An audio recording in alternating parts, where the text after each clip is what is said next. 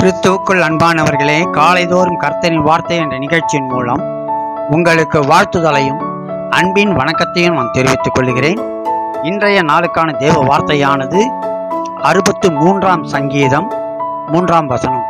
சங்கீதம் 63:3. ஜீவனை பார்க்கிலும் உமது கிருபை நல்லது என்று அங்கே பார்க்கிறோம். தேவ கிருபை இல்லாமல் இந்த உலகத்திலே நாம் வாழ்வது மிகவும் கடினம். எனவே அவிதமாக இருக்கிறபடினாலே தேவ கிருபை நல்லது என்று இங்கே சங்கீதக்காரன் சொல்லுகிறதை நாம் பார்க்க முடிகிறது. அது மாத்திரமல்ல, அவர் நம்மை நினைத்திருக்கிறார் இல்லையா?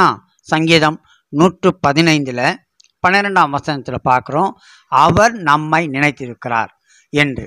இந்த நினைப்பு என்பது அங்கு மாத்திரமல்ல, 2 ராஜாக்கள் 13ஆம் அதிகாரம் 23ஆம் வசனத்தை பார்க்கும்போது, 2 ராஜாக்கள் 13:23 பார்க்கும்போது, ஆனாலும் கர்த்தர் அவர்களுக்கு இறங்கி ஆபிரகாம், ஈசாக்கு, யாக்கோபு என்பவர்களோடு செய்த தமது உடன்படிக்கை நிமித்தம் அவர்களை அழிக்க சித்தமாய் இராமலும் அவர்களை இன்னும் தம்முடைய முகத்தை விட்டு தள்ளாமலும் அவர்கள் மேல் மனதுருகி அவர்களை நினைத்தருளினார் என்று அந்த வார்த்தை குறிக்கப்படுகிறது.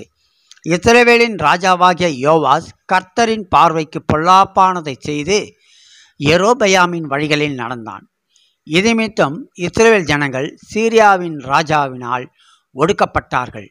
ஆனாலும் சேனைகளின் தேவனாகிய கர்த்தர் தம்முடைய பரிசுத்தவான்களாகிய ஆபிரகாம், ஈசாக்கு, யாக்கோபு என்பவர்களோடு தாம் செய்த உடன்படிக்கை நிமித்தம் அவர்களை அழிக்க மனதில்லாமல் மனதுருகி அவர்களை நினைத்தருளினார் என்ற இந்த வசனத்தின்படியாக பார்க்கிறோம். யோவாசின் பாவங்கள் மற்றும் அக்கிரமங்கள் மூலம் அழிவின் பாதையில் இருந்த இஸ்ரவேலர்களை காப்பாற்றியது அவர்கள் முற்பிதாக்களோடு தேவன் செய்த உடன்படிக்கையே தவிர வேறொன்றும் இல்லை.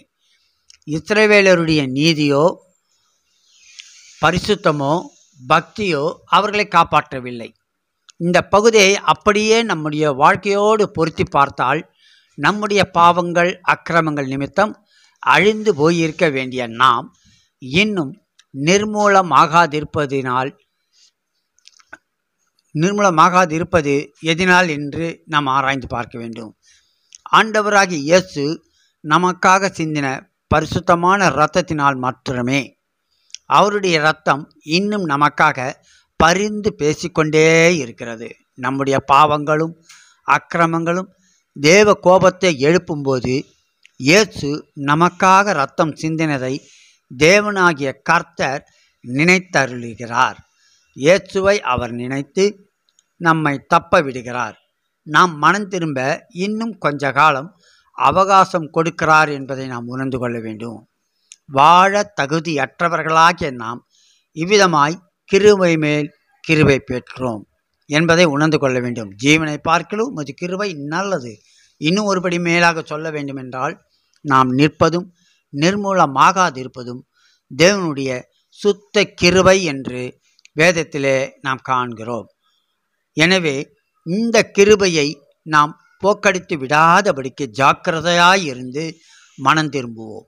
தேவனுடைய கிருபையையும் இரக்கத்தையும் பலர் அசட்டை பண்ணி தொடர்ந்து தங்களுடைய பாவங்களிலே வாழ்ந்து வருகிறார்கள்.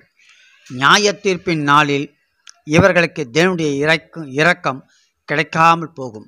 தேவ பிள்ளையே, நாமோ அப்படி இராமல் கிருபையை பணப்படுத்தி மனம் திரும்பி பரலோக ராஜ்யத்தை சுதந்திரிக்கிறவர்களாக வாழ அழைக்கப்பட்டு இருக்கிறோம்.